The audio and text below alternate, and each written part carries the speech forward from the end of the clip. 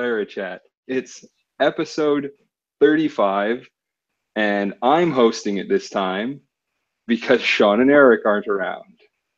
And so we've got TJ, Justin, and Jessica here to help Matt learn more about security, and I might have a few points while I'm at it.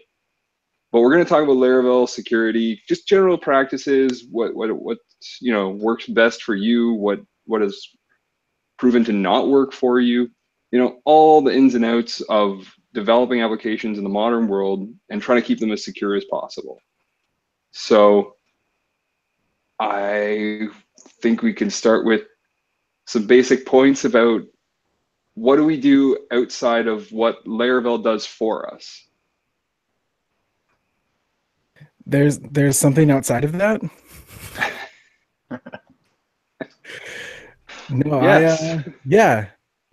for the most part, I don't know, just being conscious of what you do. I think when using any framework, not just Laravel, like the best thing you can do for yourself to keep your application as like secure as possible is know the framework, inside and out. The better you know the framework, the better you know how like the source of the framework functions and how everything interacts together.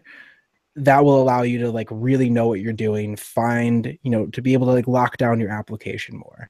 Like the more I've gotten into the guts of Laravel, the deeper understanding I have, my apps, at least I feel that they're like more secure because I understand how everything interacts behind the scenes.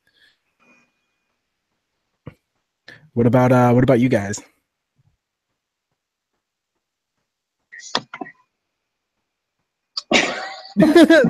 Go for it, Jessica. I really only been using Laravel for a couple months, so I definitely don't know it that well.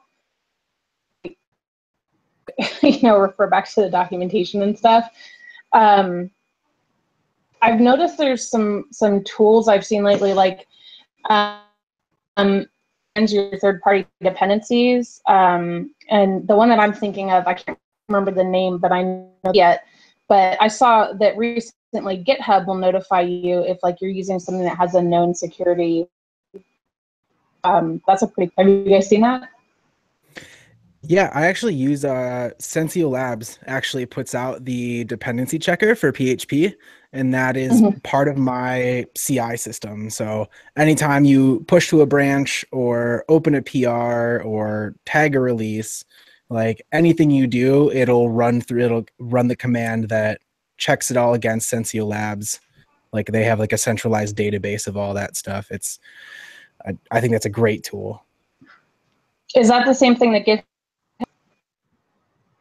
I don't know what GitHub's using behind the scenes at all. I know they just recently, either they recently released it or I recently noticed that they'll do at least, they'll do like key analysis to make sure you're not like leaking keys. I don't know anything about if the dependency checking they're doing. That's pretty sweet. I'll have to look a little more into that. Yeah, I haven't heard about the dependency examining part. Now, but here's another question for you guys. Like, do you think that actually just looking at dependencies themselves is a sufficient means of checking security? I mean, just because a dependency has a bug at some stage that's a security issue, do you feel like that's actually taking enough steps to protect things? I mean, I think Probably not. Yeah, I totally agree. It's maybe not. But what else are you gonna do? Like, are you gonna go around and look at all of your dependencies and read every line of code and make sure it lines up to like what you think is gonna be the best and most secure thing? I don't have time for that. That's why I'm using a package. I mean. Well, I think he was saying, because you also have to be aware of what problems might be in the code that you yourself wrote. The dependencies. Yeah, I'm just playing devil's advocate, so. What's your recourse even if there is a bug or something with the package? is there really any remediation that you have at that point? Yeah, Right, I mean, I think you either wait for a patch or you go patch it yourself. So you think it's on the contribution level then to get that fixed? Yeah, I mean, I don't know how else that's going to get fixed if you're using like an open source package. Like somebody's got to contribute it. It's got to come from somewhere. So now I've seen or I've experienced it where sometimes even within packages, you literally have to like override the package component to kind of take care of it yourself in order to prevent or to handle the security repairs, just because of the fact it becomes harder when you have a lot of dependencies, and then those dependencies have security flaws because you can't always trust an open source maintainer to update their packages in a reasonable time frame. Have you guys experienced anything like that? Not necessarily on the security front, but even not necessarily them updating it. But if you're contributing yourself to solving the problem, it doesn't always mean that they're going to be there to accept your pull request or anything like that as well. So it kind of feels like you're going to end up in this endless loop of forking all of these repositories and maintaining your own version sometimes. Yeah, I think you're either in those situations you're either going to have to like, fork it or, write your own implementation and, spin up, your own version of, an open source library for internal use. I think that's sometimes just the case that has to happen. So I actually had a thought on the, go ahead, Matt. Oh, no, go ahead, Justin. I was going to slightly make a tangent on the conversation. So if you have a point on that, go ahead. I don't. Go right ahead. Kind of going back to the original point of knowing the framework, I think another thing that kind of piggybacks off that well is knowing the framework. SQL injections are obviously a really big thing, and Laravel protects you almost completely from that. But whenever you're architecting your application and kind of building your model entities, if you're not setting up the relationships in a way that works well with Laravel, you're going to end up you're going to be required to do a lot of your own custom raw SQL in order to do that. So you're kind of inherently building in potential security flaws that maybe could have just been solved by architecting maybe a little bit longer. I totally agree. I think, knowing your framework and knowing how to use it. And I think you will figure out where situations like that become a little more risky for sure. Do you guys feel like, even when it comes to testing of stuff, I know this is something I don't necessarily practice as much as I probably should, but do you guys actually build tests to simulate attacks where even when you are using a raw, or like a DB raw or something to that effect, that you're actually doing a confirmation that you're protecting that data or that incoming input? I haven't done anything to that effect, really. I don't, but now I kind of feel like I should. Where I work, a lot of our applications have to deal, like, we all fall, like, my entire company falls under like PCI compliance, and a lot of our applications do as well. So a lot of our applications and all of our infrastructure, like, everything has to go through like pen tests and security audits. So I feel like that covers a lot of those fronts. I would definitely like to find like an eloquent way, or if someone, had like a framework specific package that's like, all right, like here, like drop this into Laravel and it'll, do a few configurations and like go through it. I think with Dusk, you could probably set up something pretty sweet to, specifically go through your site, find inputs or places you think would be a security flaw, and like give you validation against that's not a problem. So do you know what they're doing when they do the security testing? Like what kind of tests and tools they're using? From a systems level, yes. From an application point, no. And I, to a certain extent, I don't want to know, because then I'll be like purposely defensively, building around that, when I'd rather not know what they're going to be trying to do and, keeping my eye on making everything secure for anything I think is happening. Have any of you guys heard of OWASP or know what they do? Not. I don't know what they do. Yeah, they I don't know if they offer like any services or anything, but we regularly at work review their like top 10 security risks and they always publish like, here's top risks that are coming out, like here's top things that are like trending that you need to fend against. We regularly review those at work. I did some Zend security training 2 years ago, and I think I think they talked about a couple automated tools, but I don't remember any of them. Yeah, I've played with a few of their things before. Actually, I ended up joining them just because I noticed that they had a few documentations for some packages that were out of date, and I'm like, hey, can I just update this? And they're like, yeah, here, become a member. And then I asked them, am I like responsible for knowing all the security aspects? Because I don't know how comfortable I feel with assuring people of this. And they're like, no, it's okay. But I've actually, to be honest with you, I find it to be a very good source of data on virtually every language that I've tinkered with, and then I've played around with that Zed. Is it Zed or yeah? Like Zend, who Zed. No, yeah, oh Zend, sorry. ZEND. Yeah, they Yeah, offer no. like, yeah, they did some like a security training class, and it was review for the most part for me, but I think it was like really good information. So like if I had someone like newer, like a mid or like junior level, like someone who's like a little more green come in, like that's definitely something I'd want to put them through, like for sure.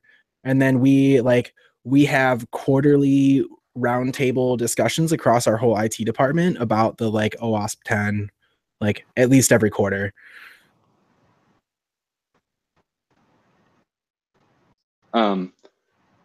So have any of you guys, I guess I'm answering my own question, but I'm assuming you guys haven't looked into Zap, which is that's the main thing that OWASP actually has as an open source product, which allows you to actually run penetration tests against your applications. I haven't, but I'm going to. So one thing I found in what I was playing around with on it is you could actually run it from the command line. So you could hypothetically attack like a test set of your application. Only problem with things like that, like these automated penetration test tools, is they look for really textbook stuff. And so the feedback you get is usually stuff like, oh, you get a warning because you're not using HTTP only cookies or what have you, which in a lot of cases you can't do because of having to use JavaScript in your application. It kind of causes some kerfuffles there, I guess. But do you get a lot of that, TJ, with stuff you work on? No, I mean we're pretty good about dotting our I's and crossing our T's. Like we regularly like audit and look at our stuff, and I kind of recalled and backtrack a little bit here. We were using a product by SolarWinds for application pen testing. We have been moving on to more like, rather than us doing it, we've been having third-party companies do it for us, because it's just like a whole, knowing this stuff and knowing how to audit it is like a job in its own.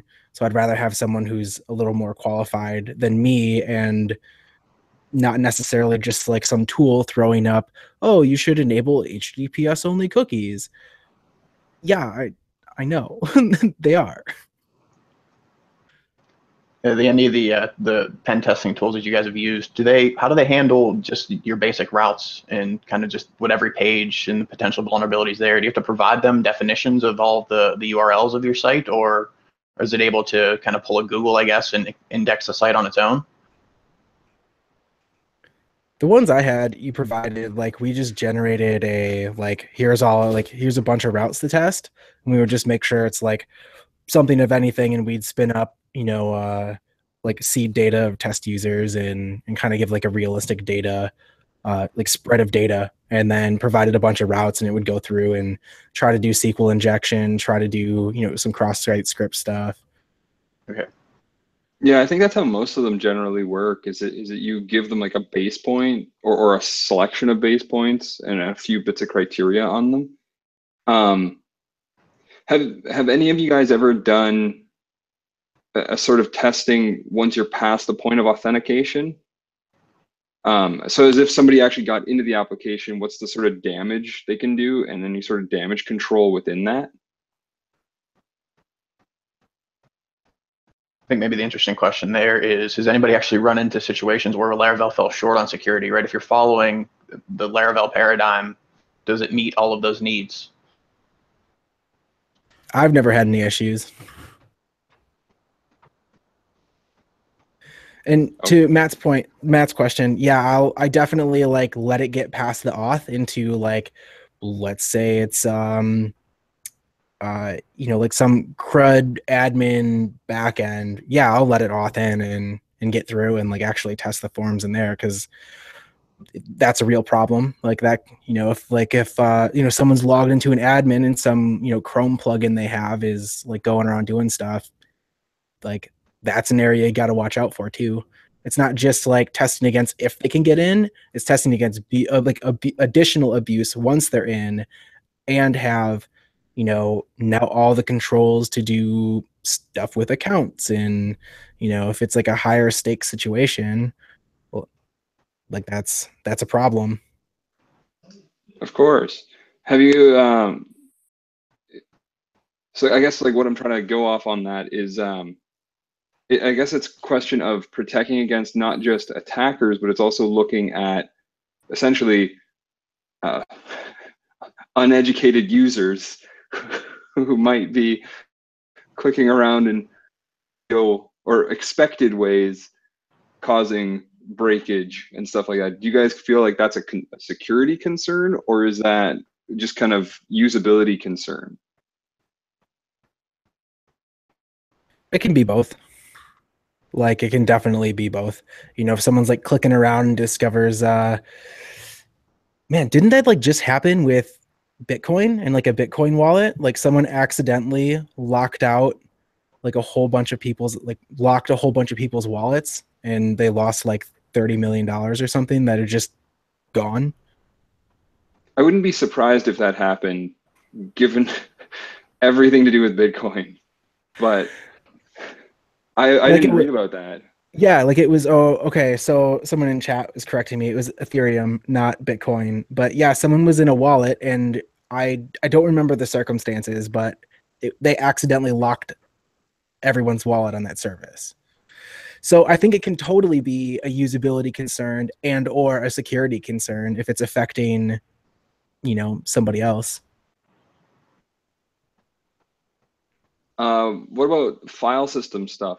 Have you guys ever encountered issues with file system securities, things just getting broken in there, any aspects?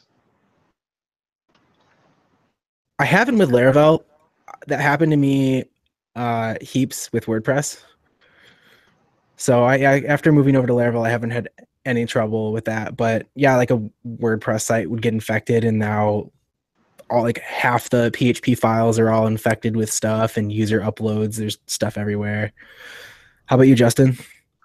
No, not really, but I am kind of curious if on the file front, exposing like protected files for the system that you really only want your users to be able to see, kind of what are the patterns that people use typically to kind of protect it, so that anybody, even though it probably has to be a public file, so the browser can actually, or the server can serve it up, what kind of patterns are you using to solve that, to maybe obfuscate it or things of that nature?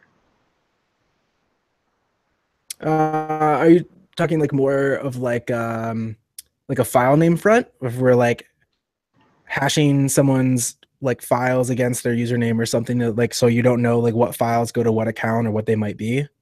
Yeah, right. If you have anything that's maybe personally identifiable that you want to hide, but you still need your server to be able to serve it up, are you just hashing them in some complex way? Or are you kind of having PHP handle that and serve it up on its own as a blob effectively?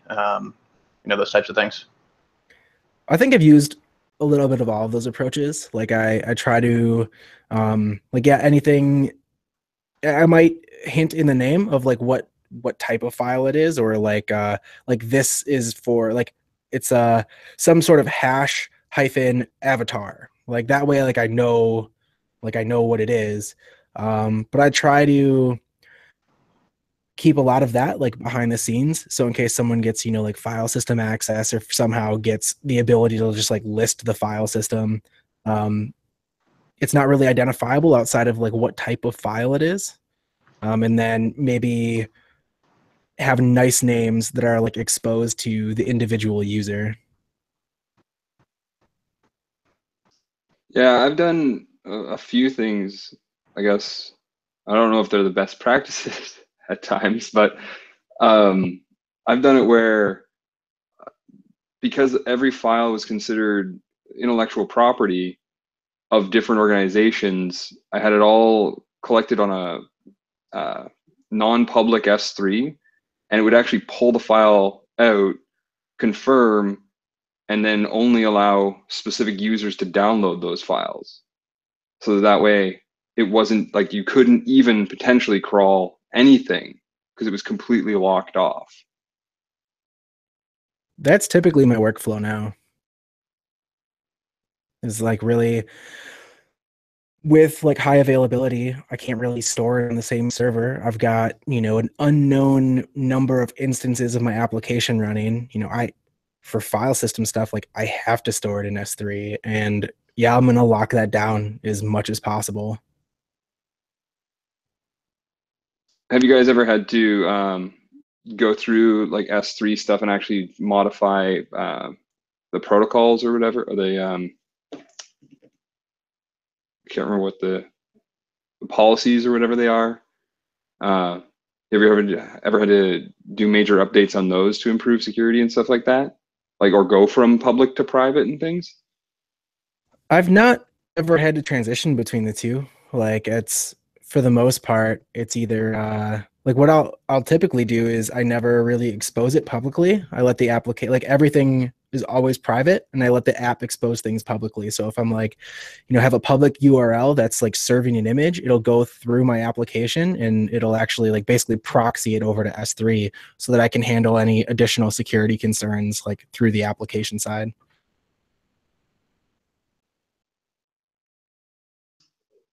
I'm starting to run out of questions, just so everyone's aware. I'm wondering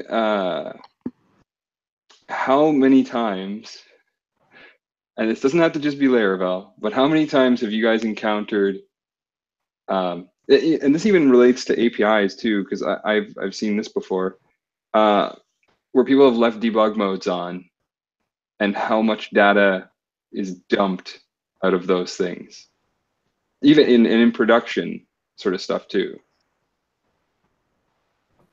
I've totally come across it. I've been on the other side of that too, where I've accidentally left debug on, or I forgot to remove like a dump die somewhere or something. Like it's happened. I've been on both sides of that for sure. What about you, Jessica? Yeah. Yeah. You made that mistake more often than I've seen other people, in API, unfortunately. But and right, one of the things that I'm always, talking to people about, times it'll catch something like a die dump, and that won't get it, be deployed.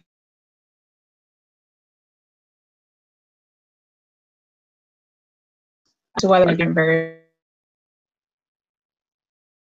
at least that.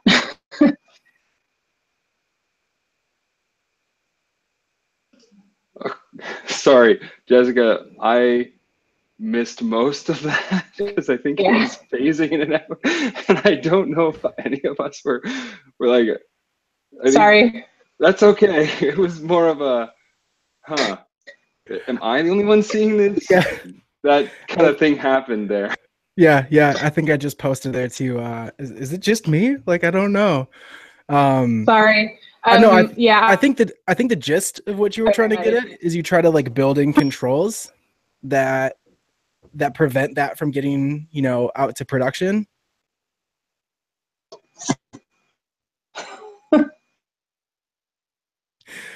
So I guess that brings me to the next point. Do you guys feel like there's enough tools or packages out there to help scan for these sort of things or help inspect these sort of things? Or is it kind of just a kind of passive thing? Like, oh, just assume that Laravel's got the gist of it. So if I do this one other thing, maybe that's sufficient. Or, is it even worth doing in a lot of cases? Like, are the attacks that you're going to sustain based on, like, are we searching for the wrong things? I guess is what I'm curious what you guys think.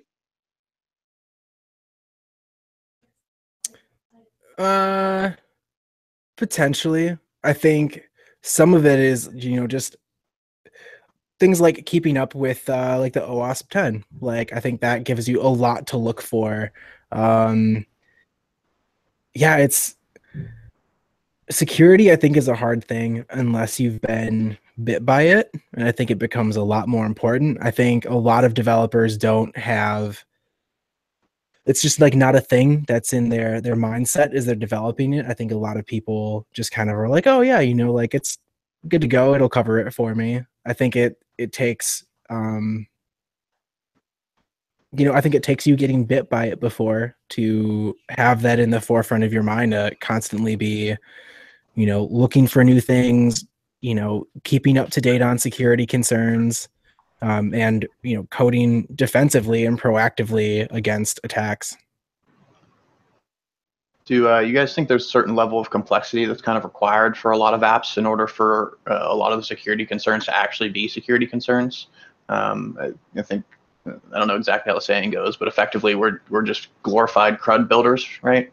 And Laravel does pretty good at doing the CRUD stuff for us.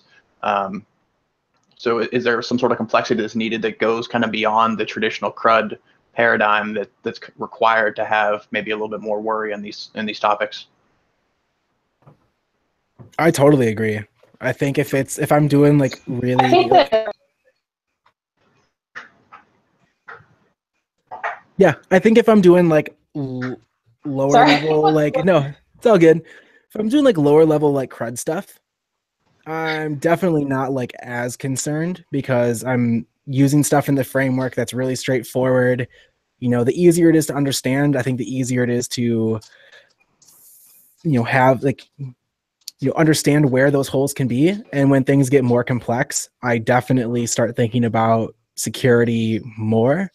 And when I've got to do, like something, if I've got to do something weird, then yeah, I'm totally way more security focused than if I'm doing something that's, pretty standard and low level out of a framework.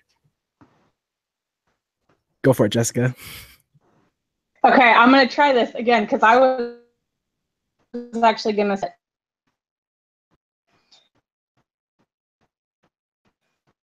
doing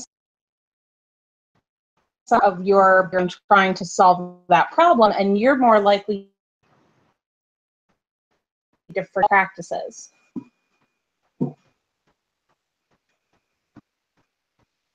Did that go through? I'm done. Let me take a kind of a semi guess at what I totally heard out of that.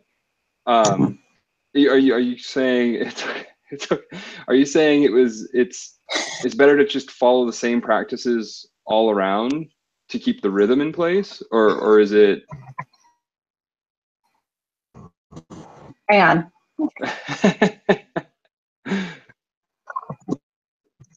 Jessica needs a translator at this point. I've got one.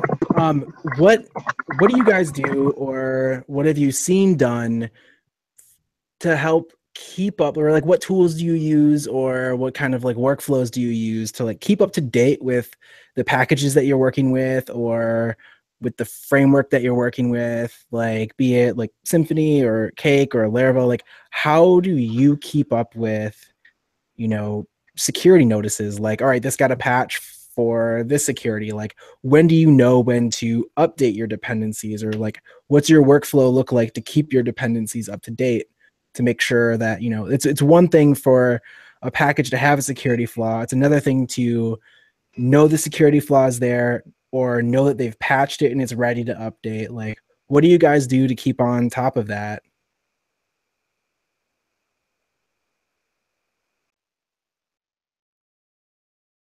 I'm not real sure So, about you guys, but I'm not really aware of any tools that are too good at really notifying you of that. It kind of feels like you just basically have to put it on your calendar and just do it repeatedly, and just try and stay up to date the best that you can.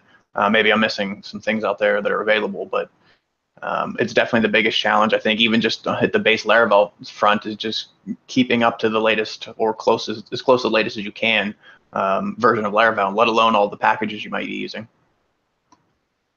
yeah, I can kind of relate to that because it was funny. The other day, or was it today? Might have even been this morning. I was reading Taylor's post on Medium regarding the mental health situation, which was really interesting. But when I scrolled down and I saw another link to another article, it was talking about Laravel 5.6 coming in February, and I'm thinking to myself, what, February already? Because I'm still, grappling. I still deal with 5.4 in lots of applications and stuff like that. And so, you're still looking back at these sort of applications and are concerned about their security issues, if any. And yet that whole, like, so it becomes a conundrum then to pay too much attention to release updates, because then unless you're always on the latest possible build, the release updates don't necessarily educate you on the things that you may or may not be missing, right? Or the growing concerns about old, like semi-older applications. They're not actually old, but they're, in code world, they're a day old. So I agree with Justin. I don't think there is, I've never seen anything that's been a clear cut like feed of security related concerns regarding packages and things like that's easy to follow, I guess. And to make matters worse, and there's a lot of projects just to get it off the ground and delivered, that they take so long for that part of it that you could be through 2 or 3 release cycles of Laravel itself.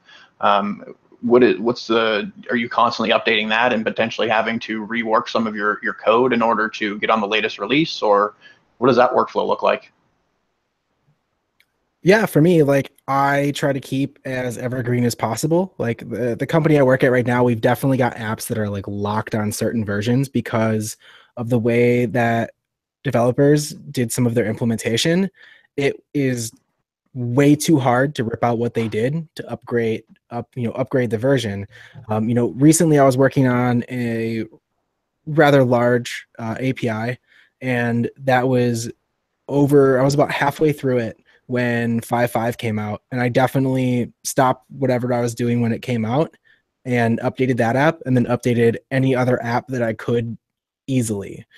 And luckily a lot of those apps that were locked on older versions are going to be sunsetted soon. So I'm not too concerned about those because they will be going away, but I'm definitely fostering a focus on keeping as up to date as possible, especially with Laravel Shift. I think that makes things much easier to keep up to date, or at least do a large amount of the grunt work for you. One thing, like as far as tools that I use to kind of keep up to date, is following as many like social platforms as possible. I think really good package maintainers, like if you look at like Spotsy, like they're really good at talking about on their social platforms, like when packages are up to date, where things are going. And as far as Laravel goes, like there's Till keeps the the Medium page with all of, like, the release notes going. So I follow that, and I think there's a couple Twitter accounts that do that as well. One of the cool things that I found, and actually in preparation for the broadcast tonight, was GitHub. You can take you take a repository and actually create an Atom feed of the releases and of the tags. So if you wanted to, like, spin up like in your RSS reader, following any tags or releases of, any repository you want, it's pretty easy to do. You can just go to, like, for Laravel, you can go to github.com/Laravel/releases.atom. And now you've got an RSS feed of anything that gets released. And I think if you just change releases to tags, you get the same thing of any tags. So that's probably going to be, like, an easy way. Like, I'm going to go around to all of, like, the core packages that I use and dump them into a feed reader that's got, some notifications behind it. And Slack, I know lots of people use Slack. There's a reader plugin, like an RSS feed plugin, that you can have it, just post to a channel anytime, like, a feed gets updated. Yeah, I think there's actually some of those in LaraChat channels. I think there's actually, like, a news one that comes from Laravel News or something to that effect. Yeah, news about Laravel. That's interesting, though. I didn't know they had an Atom feed off of that, which is kind of cool. Has anyone seen that that Laravel package somebody put together for it provides you some views and stuff in your Laravel application for showing your outdated dependencies based on your composer file? Yeah, I did. I heard about that, and I don't remember a ton about it. Yeah, I'm trying to find it right now. On a different note, while you guys look for that, Jessica had mentioned in her moments, if you guys think, or she was saying, if you get really focused on complex code, it might become distracting to try and remember security precautions and things like that. Do you guys feel like the security can kind of just become like a thing you just don't worry about easily? Like, is it kind of like the first thing to get dropped when dealing with large complex problems? I think probably 90% of the time that's what happens. Like, I think that's extremely common, especially if it's something, like, really complex, or something you're just, like, super hyped about and, like, really want to, like, get out to production because it's, like, really cool, or there's a management push to get something, like, released, to get a feature out. Or I definitely think security falls to the wayside, like, pretty quickly. I think that's where, if you've been burned by it before, it's a little more in the forefront of your mind. It's a little easier because that wound hurts. And I think, having a team of developers, like, I think it's a lot easier to happen when you're a solo developer, but on a team of developers and having a workflow that requires someone review your code before you go in. I think that provides an opportunity for you to put that in place. Like, all right, before any PR gets merged into master, or before anything gets tagged, like, we need to have a security audit. Like, it's a checkbox as part of your release process. I think some of this stuff can be controlled by a diligent workflow. But I think a lot of people, like, that's easy to go by the wayside because security is hard. It's complex. It takes extra time. So when you just want to ship something, that's going to stall you.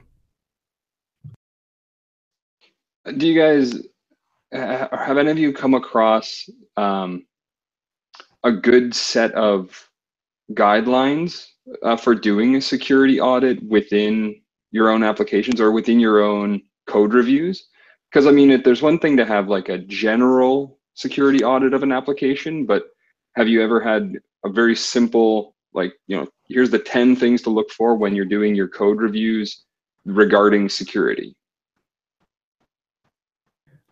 Well, OWASP provides you that top 10 list, I think that's probably like easy pickings. Like here's 10 things. You can pull up the website and be like, here's the top 10 things we need to test for with this feature. I think doing whole applications is really challenging. I think it's, a lot easier doing it feature by feature, PR by PR, dump it into staging.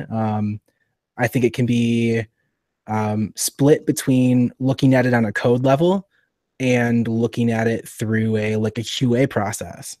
I think if you've got a QA person or you have a QA developer, I think you can build that in. I really kind of like the idea of spinning something up with Dusk or Selenium, or something that you can automatically like dump in cross-site scripting or things to try to do a CSRF issue or try to do some sort of SQL injection. I think that'd be pretty cool to see as part of the PR. Like, not only is your implementation done, do you have tests for your code, and then do you have the security tests to match that?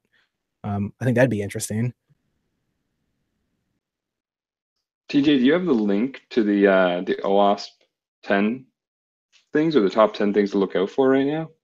Or are you talking about the top 10 cheat sheet thing? I think if you just Google it, it's like right on their website.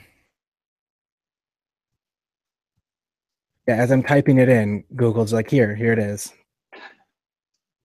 Yeah, so they have an OWASP top 10. It's called their like top 10 project. And it's got like heaps of stuff. And they also break it down by year. Like, oh, here's the OWASP top 10 of 2017. And it's like a whole there's actually a PDF on all of it. And it gives you like example attack scenarios. It gives you references off to maybe language specific implementations or more information on that type of attack. Like the top, like the first one listed for 2017 is injection. So it goes through, it has a section on like, is your app vulnerable, how to prevent it, example attack scenarios, and then like a dozen links for different references, both on the like OWASP site and other external links. The second one, broken authentication, and it does like a really good job of not only showing you how to prevent it, but actually explaining what that type of vulnerability is and breaking it down. We have to do some of this for PCI, but I think it's really good practice for every developer, like quarterly, to go through and just give a quick refresher. It'll, like, if it's your first time, yeah, maybe it'll take a couple days to get through all of this stuff. It can be pretty dense, but the second or third time, like, it's just a good refresher and it keeps it in the top of your head. Like, we have to do monthly security patching. When we do monthly security patching on our systems, that's about the same time that we review this and we go around and we update any dependencies we can. And that's part of, like, we've patched the system, we've deployed a updated dependency app. I think a lot of it can be like just workflow and taking the time to do it. Now, in my experience, enterprise projects a lot of times will do a variety of attack tests and examination of applications like on each release and steps like that to ensure that there's nothing breakable going out. But in terms of smaller scale projects and things like that, do you feel like a monthly or a quarterly is sufficient in terms of doing a security review, or should it follow what enterprise does and do it on each release cycle? Depends what you're doing. Personally, I'm ship often, ship light. I think that makes, if you're going to like build everything up for like one big release, I think you're asking for trouble. It's a lot to audit. It's a lot to go through. If it's like, all right, I've got this like small feature. We added 3 views, 2 forms, and a little bit of validation. Like, that's way easier to audit. That's way easier to test against. I think that can be a problem when you like let it all build up to like one big release. So yeah, if you're doing like shipping small, shipping often, sure, build it into every release. Like, it's not going to take a ton of time. It's not a ton of code. It's not a ton of features. Or you could have for example, a workflow is like you go through that process anytime it merges into master, and then that way you're still reviewing it in small chunks as it goes in. So then when you go to tag it to release it, anything that's in master should have already gone through this process. So you don't even have to do it at release. Like you've done it all the way through.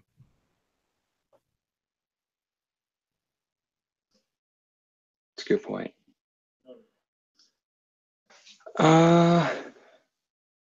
Have you guys? Yeah, no, I'm out of questions. So, we have 15 minutes left. So that's okay. I got a couple questions if we need them. That would be awesome. Let's do it. I have one that's not necessarily really code related, and then another one that is. So, have you guys had to deal with anything about data being encrypted at rest? How you're storing it. Any gotchas or considerations when doing that, or best approaches, that type of stuff? I do have to deal with it. I don't have a ton of tips or gotchas that I found. One of the things that we do is we regularly roll our keys.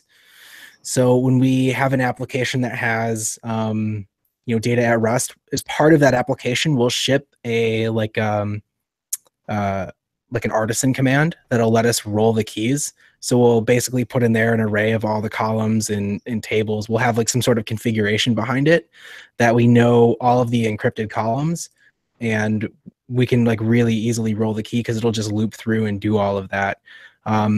That's a little heavy and could potentially cause problems, especially if like people are interacting with the application while that process is happening.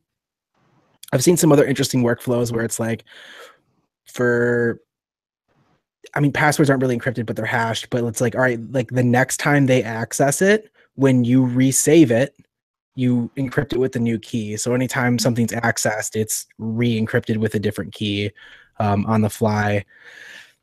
But no, I don't have a ton to add other than use a strong key and roll it at least annually. Is that typically using some sort of RSA key, or just the built-in Laravel app key that it generates to do the encryption? I've used both. I typically use just like the standard Laravel key and kind of just go with that. I've used like generated like SSL, like OpenSSL to do some encrypting on stuff, but I've found that like, what am I gaining? Like I've either got the key that's with the Laravel app, or I've got a file that's the SSL key. I don't know.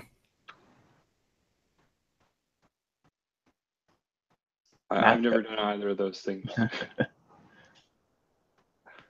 So my second question, in not really code related quite as much, but an interesting thing from a business perspective is employee turnover, firings, those types of things. Laravel has its own user system built in, and that typically means you have passwords there. It seems to not be a common practice to be using some sort of third-party identity provider, which is kind of strange to me. If you have like 4 Laravel apps that are running your business that are highly sensitive, your workflow for someone leaving the organization or being fired under bad terms, that can open you up pretty severely to a risky situation if you fail to go and disable their account on one of those Laravel apps, or any app really. It doesn't have to be Laravel, just anything that isn't using a central identity provider to authenticate people. What's your experience been on that front? Man, yeah, the more apps you have to deal with, it can get pretty nasty. Of like right now, if someone leaves our company, we've got 5 or 6 different places we've got to go update credentials or lock their accounts. One of the things that I'm looking to implement over the next 12 months is a centralized like auth and profiling service, something that can be used like across the board for our public facing applications. So a little less on the internal side and a little more for like people who are consuming our applications. But for the most part, all of our new internal stuff all just runs off of Active Directory because that's what we have available to us. So that way it's pretty centralized, and once their Active Directory shut off, they can't really get into anything. How about you, Matt? I have not had to deal with that, but I do think it's interesting that that Trump's account was, what was it? It was deactivated by somebody who got released by Twitter at one point. Yeah, he was he was a contractor. It was on his last day of, like, he had a term contract, and it was the last day of his contract before he went back to, like, I think he was in Europe somewhere. So like he did it on his last day and then left the country. That is, I think that is both. Now all he did was just technically deactivate, which was easily salvageable. But have any of you guys ever experienced actual damages from somebody leaving a company, or somebody having a bad experience at a company, and maybe blocking a trail? Or have you ever picked up a client who has had a developer kind of remove the history of things and stuff like that to prevent themselves from looking bad? I have not. Like I've not seen anything. I always hear of, like, the mythical, this could be a thing that could happen. Like, make sure you lock everything down. It's the same thing of, like, all of us developers could get hit by buses. Like, I think it's kind of like it's this mythical thing of disgruntled developers leaving and, like, deleting a database on their way out. Like, man, I haven't, like, known anybody that has, like, that story that's, like, directly told that to me, and I haven't experienced it. Like, how about, like, Justin? Have you had any experience with that? No, not directly. There was kind of interesting place or an interesting scenario that kind of crept up where I used to work, and I guess the details are kind of somebody went into the system and attempted to change some of the things about their record because they were an employee there, and then they attempted to cover their trails based on that. So while that isn't exactly what we're talking about, it at least is close, because if that person had access post their firing, potentially could have tried to further clean up their trail.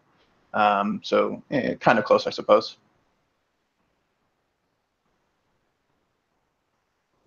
Yeah, that's pretty gnarly. I don't know. I don't know if it would be just kind of questioning out loud if there's not too many organizations that don't have some sort of GitHub group or Gmail group or an Outlook account or like an Azure AD type of thing. Why is it not very common to be using those? It seems like the smaller applications, the smaller businesses seem to not really use those as their authentication means. Because while we probably have some concerns for like the devs leaving, I would say that they're less likely to be malicious ones. It's more about building the application that, say, 5,000 employees across your organization have access to, and their job requires them to have access to sensitive data or anything to that effect. And then one of them getting fired and then still having access to it because you forgot to go and remove their account or disable their account from one of your 17 ancillary systems. Yeah, I think that for the most part, like, IT departments are pretty solid. Like, I think most IT departments are very cognizant of that, and because I think developers have a little more power at any company than any other employee does. Like, there's a lot of risk. So I think IT departments are maybe a little bit of an exception to that. But I know at our company, anytime an employee leaves, we have different checklists per department. That's basically like, here's how you decommission someone out of the company. Like, here's how you, like, offboard them. It's a whole checklist of, like, did you disable this account? Did you disable this one? Have they been removed from this? Like, I think that's great, and that kind of, like, helps prevent it helps prevent, like, forgetting to do one thing. But I think you see it a lot more in smaller organizations than you do. I think middle-sized organizations, I mean, I can't quantify what that size actually is, but I think, like, middle-sized organizations are, like, the sweet spot. I think small organizations don't have enough resources to, like, put behind that. And I think big organizations, there's just too many moving parts, and I think it's easier for things to get lost. I don't know, that was just like a ramble. So it's 5 minutes. I'm out of questions. So I do think that was an interesting point / ramble. I do see, I see a lot of companies kind of just make the assumption that people won't do any wrong. And though I think it makes sense to protect against as many things as you can from an effective standpoint, there is a point at which you just can't possibly protect against everything. And I think, unfortunately, most businesses wish to have the perfect prevent all fail points, right? At least that's the vibe I get from a lot of companies.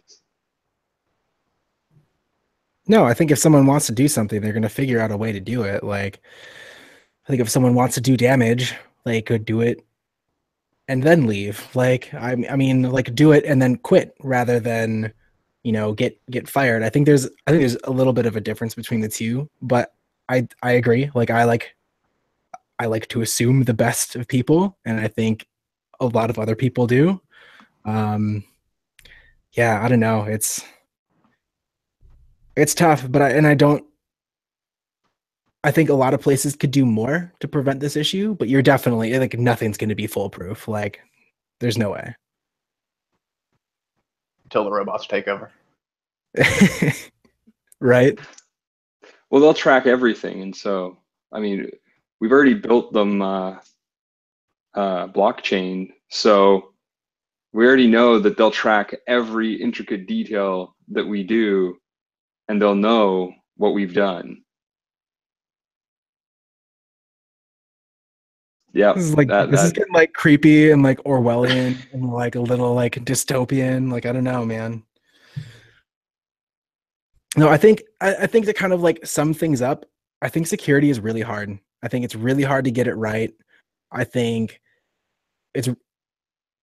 people make their whole careers out of, gearing towards advocating for security or implementing security, or I think it's a really hard thing to do. I think all too often it falls to the wayside when I think there should be a little more importance to it. I don't know, like it's always been a tough battle for me. Sometimes, like it'll be like, this is going to be what's best for the user, but I can't do it that way because that's not the most secure. So I think it's like a constant ongoing battle. Last point or last question. Do you think it's better to have a third-party team that focuses on security come in and do audits and review security practices? Or do you think it's better for teams to essentially up their entire security game in general internally? Ooh, Justin, let's get your opinion first.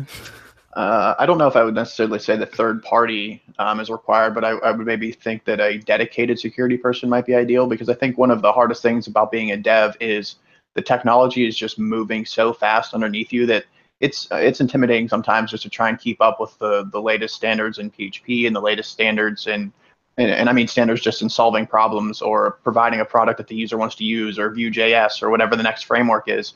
It's just always constantly moving, and then to have to keep up with security as well.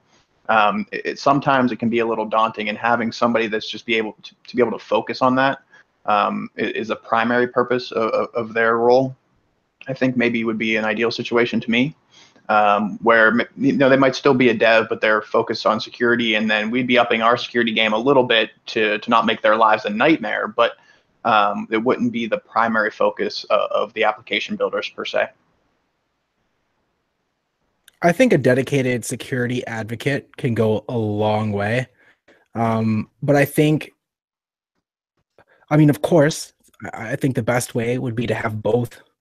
Have someone on your team who knows the application and be like advocating for security. But I think there's also a certain level of, not knowing the application or the implementation details and be auditing for security, I think that can be like a really strong thing too. You know, if someone on your team is doing the auditing, like they know how things work, they know what the expectations are, they know, like, I think there's bias when trying to security test your own stuff.